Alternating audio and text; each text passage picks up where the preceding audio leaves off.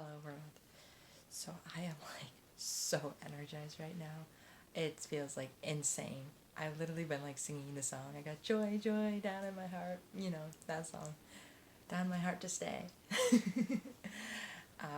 Yeah, I am just so overjoyed. I find it so interesting. I'm actually downloading a video I'd made earlier this afternoon when I was out in the park. Excuse me. And it was so funny because I was rewatching it and I'm just like, wow, like I'm talking a little bit about how I want to do the kingdom in action and I want to see it, you know, living out it.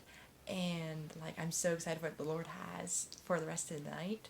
And then what do I know? Like a couple hours after that, I find myself at Pizza Hut and um, there's these two young men and I'm like, I should talk to them. And I feel like, okay, well, the Lord's not like lighting them up, but I'm like, I should talk to him. But I'm like, I don't want to. I'm like, this is scary. This is weird. And I've approached strange people before, like people I don't really know. And I've done it before, but this was different. And I can't exactly tell you why it was different. Whether the fact that it wasn't just one guy and it was two, or the fact that I couldn't tell if they were customers or if they were just hanging out. But something about him stood out, and I was like, okay, I should talk to him.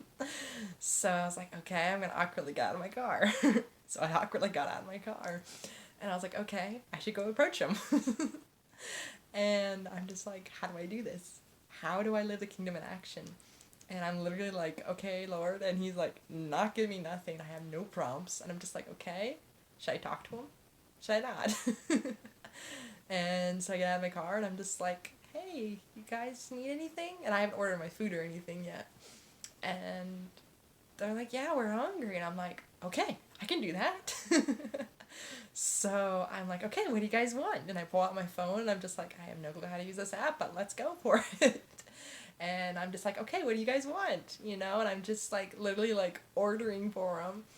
Like, I mean, I don't have that. Yeah, I don't have a lot of extra money, but I was just so overjoyed at the fact that they were willing to receive and the fact that I may not have a lot, but I have enough. And if I can bless their night, then yeah, totally. And it was just really beautiful. I kind of was like, hey, I'm a Christian, you know, I believe in God, I feel like God highlighted you, and I just sound like a total crazy dork. But it was okay, you know. I felt like insane, but it was also like so awesome because honestly, the word I keep feeling is elevate. And I felt like earlier it was shown to me as well. This word of elevate.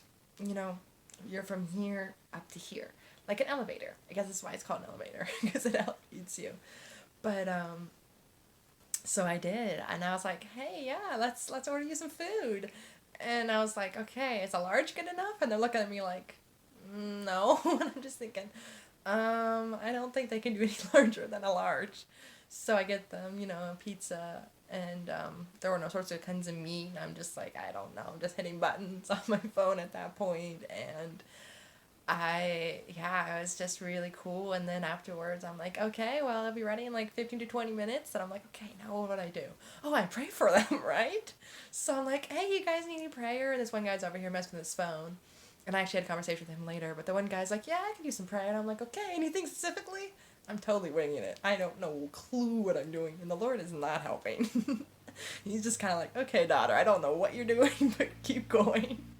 So I'm just like, yeah, sure, I'll pray for you. And I'm just like, okay. So I'm on the sidewalk. I'm just kind of awkwardly here. I guess I pray now. So I just start speaking and I'm just like stumbling on my words and I'm like a complete idiot. But I'm speaking truth, I feel like. And I feel like the words, you know, are the Lord's with some embellishment. Because I'm pretty sure I said grace and mercy like 10 times in one sentence. But yeah, it was super cool. And the guy's like, all right. And I'm just like, well, you know, you guys actually on the street or like having a hard time. And he's not really super chatty, but he told me a little bit. And I'm just like, okay. And I try to let him know, you know, that I comprehend, you know, in a sense, like the hardships and that. of, money strapped and struggling with, finding a place and stuff. Like, I've been there kind of thing. And try to, like, create this connection. Well, he wasn't really having the connection. He was just focused on, I'm getting pizza and I want it now. Some people be like that. So every, like, 5 seconds, he's like, is the pizza coming? And I'm just like, let me check my phone. Still don't know how to use this app. So I'm, like, scrolling through, trying to figure out, like, okay, when is the pizza gonna get ready? What do I tell this guy? So I'm just like, okay, well, I don't feel like I should just go back in my car. So I'm just like, okay, I'm just gonna chill here. So I hop on the hood of my car and I just, like, kind of chat to this guy and kind of chat to that guy. And it's just super casual. It's super crazy. But I'm just like, Jesus at that moment, It's like, okay, you know what? Jesus kind of popped the squat in a sense and just started chatting it up. So sure, why not? Why not do that in the ghetto area, But it was so cool. And so yeah, I figured out how to get the app going and where the food actually was because, well, you're not allowed in. So how do you get your food? Find out you have to do a drive-through, which I found out actually is really hard for people actually who are on the streets. This whole drive-through thing and not allowed in because they don't have cars. And I actually watched two men later come up with the same group of guys that I was talking to. And I wasn't, like, I'm not reckless. Like, I was totally safe. I was in a public space. It was plenty light out. Like, I didn't feel one single sense of danger. I mean, they're just guys having a hard time. That's all it was. So if you're worried about my safety, I was totally fine. Just to let you know that. But yeah, I found out, like, these other two guys later came on and they got this giant, huge pizza, which I didn't know that was an actual thing. But there was such a thing as a huge, giant, long pizza. But yeah, they ended up going to the drive-thru, walking up, and having to order that way, which I felt bad because how uncomfortable and how awkward and how weird is that? I mean, to them that would be normal, but they can't go in the building, They can't go use the restroom if they need it. We don't realize the fact that COVID-19 has on people who are struggling with homelessness. It's actually heartbreaking if you think about it because suddenly these people don't have access to public restrooms anymore. And if they do, they'll probably have to have a key or it's blocked off. And that's hard to think about. I mean, their lives are hard enough as it is. And now suddenly they're not even allowed inside buildings and they have to walk up to drive-thrus to get anything. And I noticed right away that these people who worked at this Pizza Hut were like genuine cool people because these guys were totally blocking the door, the in and out delivery door, and were constantly underfoot, but they just kind of treated them like as if they were always kind of a part of the system. And it was actually really unique because they didn't treat them as pests. They didn't treat them horribly. They just kind of walked around them or, passed them. They started a conversation occasionally. But it was just really unique dynamic that this was kind of a norm for them. It was a norm for these guys to hang out at their store. It was a norm for them to just be there. And I noticed that, like, especially, like, even though, like, my neighborhood where I currently live, even though, like, my neighborhood per se is pretty tucked in safe, I noticed right away that as soon as you leave this neighborhood and enter onto the main road, excuse me, that the whole dynamic shifts. And there's a lot of people struggling right there on that strip. And it's interesting that, for people who work in these areas, that is just kind of normal for them. It's kind of normal for these people to be hanging around their stores.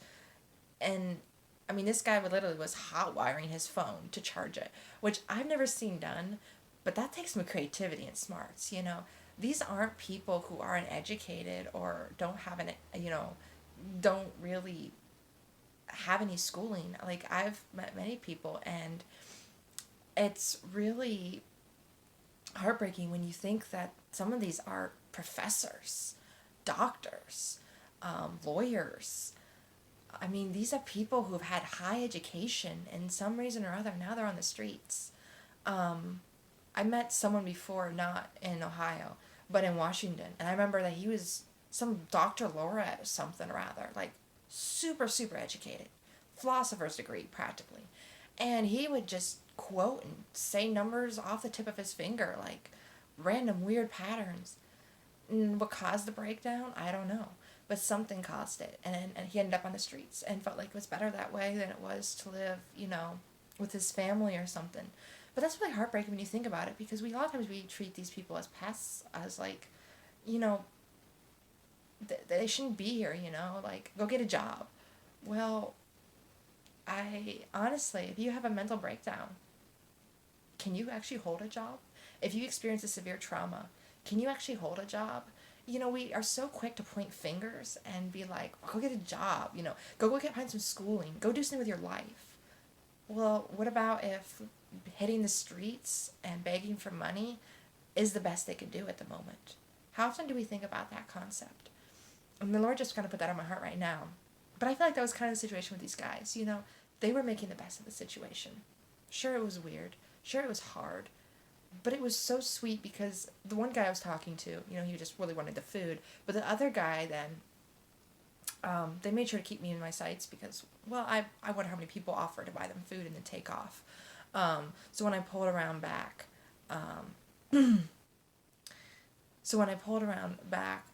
to pick up my food, there was already the other two guys there, or at the drive-thru. So, I let them go first and stuff. But the two men I was talking to, the other guy kind of came up, and I was sitting in my car by that point, so just rolled on my window, and he's just chatting through the window kind of thing, real super friendly. And I found out, he's a vet. He's a veteran. And how many veterans are on those streets? Think about that. How many men and women who have served our country end up in such dire straits mentally or physically that they end up on the streets? These men and women that risk their lives for us, they come back broken people. Now, not everyone, but there's a quite high statistic that many of them do come back broken, and they end up on the streets. And this young man in particular ended up on the streets. And for whatever reason in that, I don't poke and I don't nose, I just kind of let him talk. And this guy really, once he wasn't messing with his phone anymore, so he was super chatty. And I found out, he believed in God, at least a concept of God. I didn't get the full picture that it was God the way I see, in the physical, spiritual realm and like deep prophetic living and kingdom living. But I definitely got the idea that he definitely believed in God, and that he had a picture of God at least, which was really encouraging, because at least he wasn't on the streets alone, He had that image of God, and he knew God's goodness. And by the end, after I'd handed the food over and stuff, he's like, held out his hand, and he said, "My name is." And this is a time when we don't touch. This is a time when the untouchables are even more untouchables, if you want to think about it that way. We are now treating everyone as lepers, to a point. But this is a man who's not used to being touched. And this is a man that is now even more outcasted because of COVID-19 and can't receive that human contact even. And it's necessary for humans to receive human contact. It is vital, to our health and our comfortability. That's just part of who we are. We're a connected body. It says so in the Bible, We're all part of a body, legs, feet, arms, we all together create something beautiful in that way. And this man, though, who didn't know me, didn't know how to react, he took a risk and held his hand and said, "My name is." And I gently took his hand and I said, "Well, my name is." And I didn't think one single moment, "Oh my goodness, I'm touching a guy, I'm going to get COVID-19. I just felt in that instant like this was the least I could do, was accept this offering. This was all he could offer me, was a simple handshake and a simple human contact touch. And that was just phenomenal when I thought about it, because who knows when the last time the man actually had human contact? Who knows when the last time he actually felt loved or blessed so incredibly? And I'm not Jesus. I'm not some amazing cool person. I'm just someone who saw some guys in need and felt like I should take action. And I did. And I walked away from that so altered, in a sense, because I wanted more. I wanted to do more for them. I was like, can I do anything else? And he's like, well, next time I see you around, you know.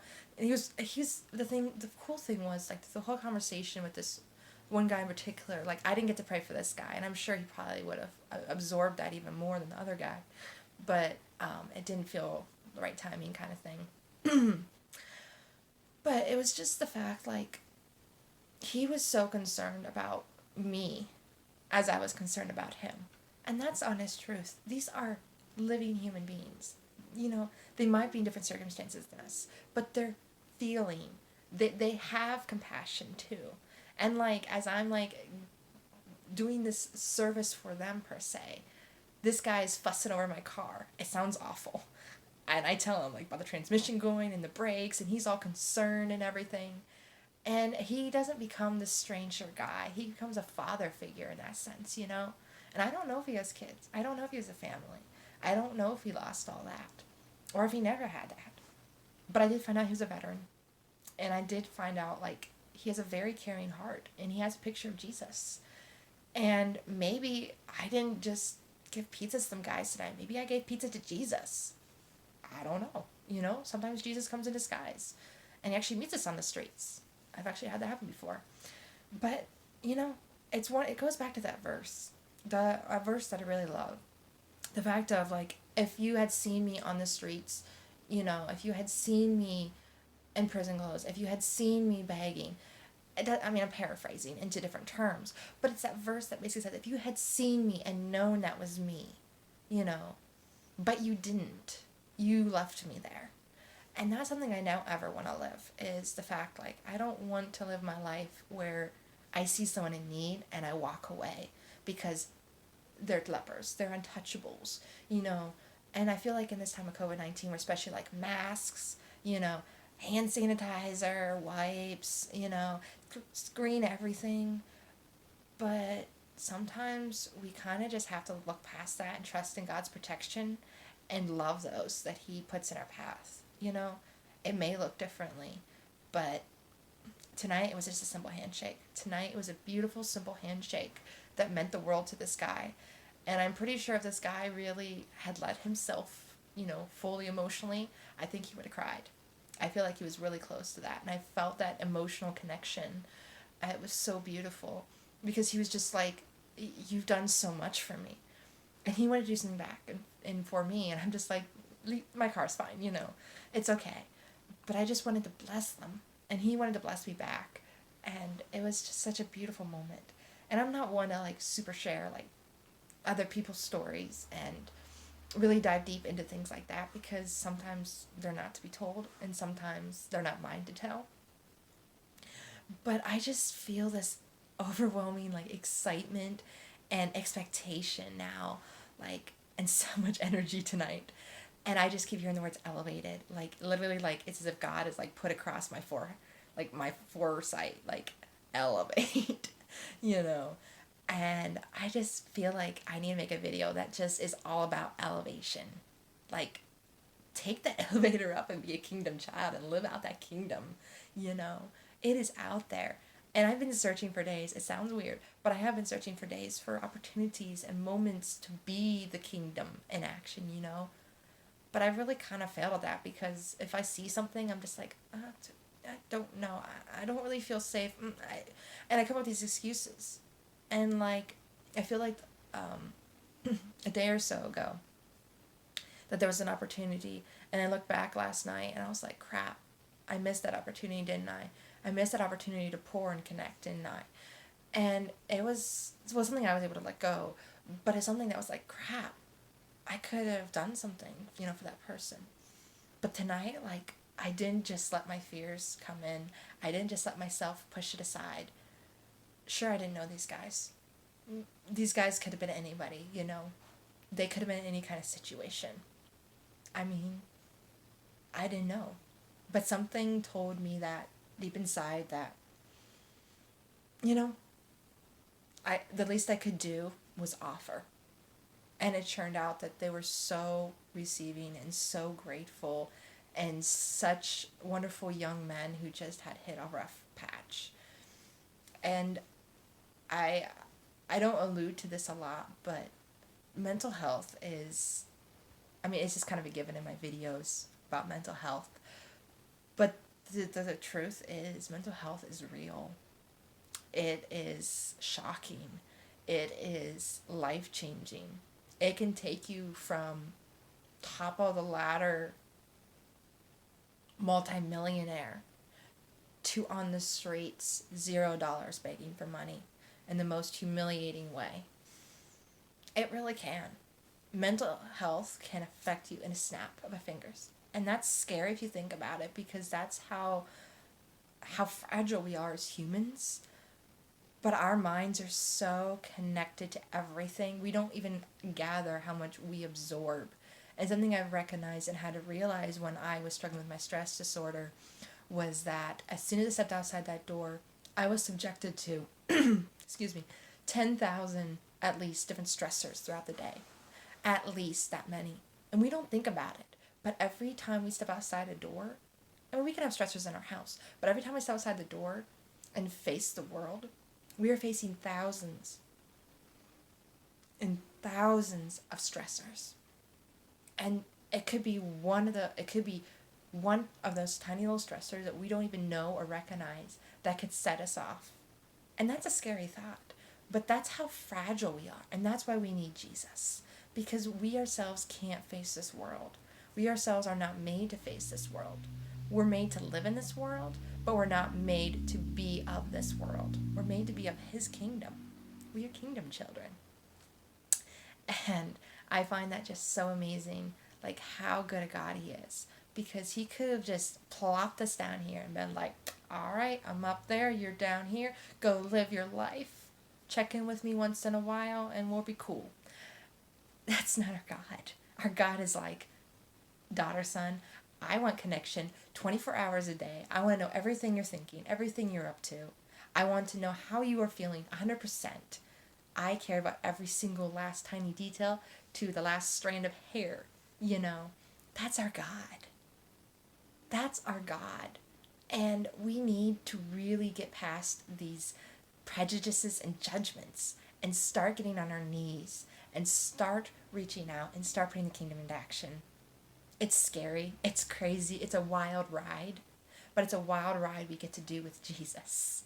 We're on the rapids of life, you know. We're on the Christian path.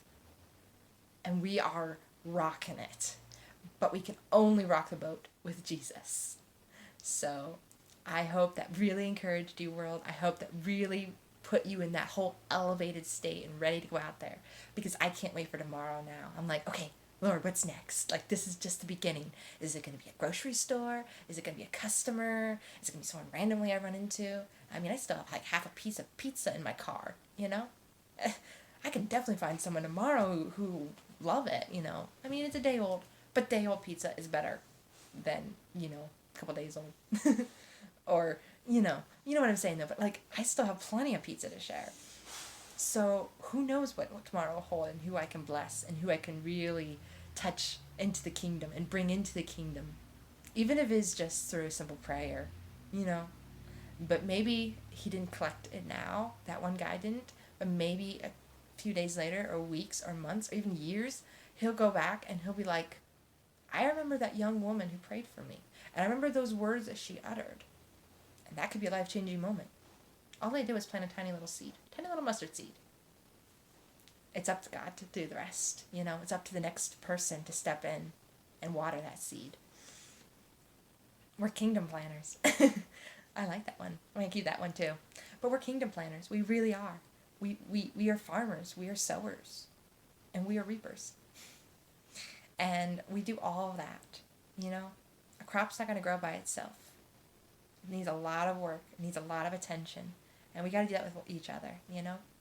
So, be kingdom sowers, kingdom planners, kingdom waterers, kingdom reapers. Be all that and more. Trust in Jesus. Give it to Him. Let Him elevate you to a whole nother level.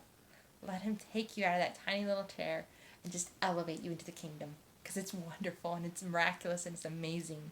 And who knows what is in store, you know. With God, anything is possible. All right, world. I love you. Have a good night. Virtual hugs. Bye.